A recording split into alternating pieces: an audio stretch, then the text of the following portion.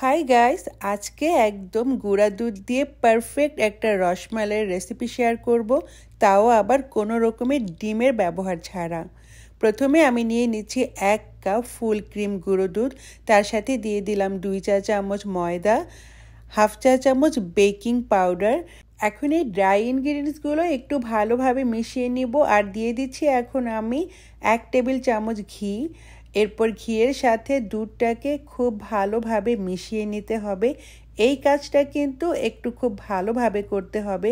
আমি যেভাবে দেখিয়ে দিচ্ছি কেমন হাতে ডলে ডলে এক্স্যাক্টলি এভাবে মিশিয়ে নিতে হবে। এরপর আমি কুসুম গরম দুধ দিয়ে একটা ডো বানিয়ে নিব।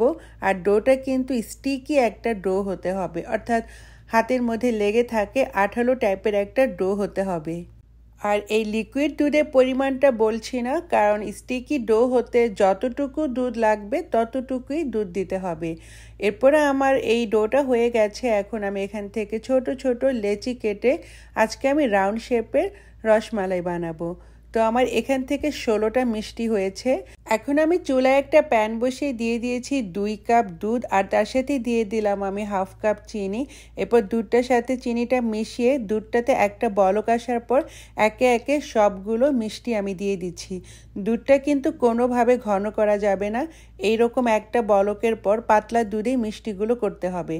এরপর আমি এটাকে 6 মিনিটের মতো রান্না করেছি আর এর আগে আমি কোনো ধরনের স্পুন ইউজ করিনি। মিষ্টিগুলো হওয়ার পর মিষ্টিগুলো তুলে আমি সার্ভিং ডিশে রেখে দিচ্ছি। এরপরে এখন আমি এই দুধগুলোকে ঘন করে মালাই করে নিব। তো এই দুধটাকে জাল দিতে দিতে একটা সময় কালারও চেঞ্জ হয়ে যাবে, কারণ দুধে চিনি মেশানো আছে, তাই এটা ঘন হতে হতে কালারটাও কিন্তু একদম চমৎকার চলে আসবে। তো আমার মালাই রেডি। এখন আমি মালাইটা এই মিষ্টির মধ্যে দিয়ে দিচ্ছি। তারপরে এটাকে আমি এভাবে রেখে দিব ঠান্ডা হওয়া পর্যন্ত। ঠান্ডা হওয়ার পর আমি সার্ভ করে নিচ্ছি। অসাধারণ হয়েছে খেতে। যারা আমার মতো মিষ্টির মধ্যে ডিমের ব্যবহার পছন্দ করেন না, তাদের জন্য এই রেসিপিটা।